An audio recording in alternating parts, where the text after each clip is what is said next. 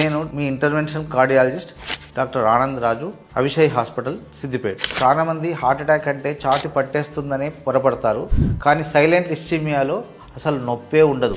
అందుకోసమే దీన్ని silent killer లేకపోతే సైలెంట్ హార్ట్ అటాక్ అంటారు.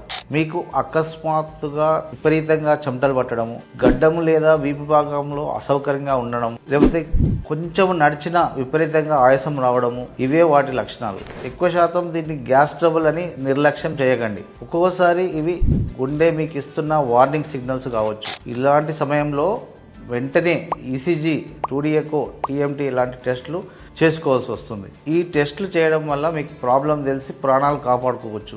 మీ గుండె ఆరోగ్యం విషయంలో ఏ చిన్న అనుమానం ఉన్నా వెంటనే మమ్మల్ని సంప్రదించండి. గుర్తుంచుకోండి, ముందస్తు గుర్తింపు వల్ల మీ ప్రాణాలను జాగ్రత్తగా ఉంచుకోవచ్చు.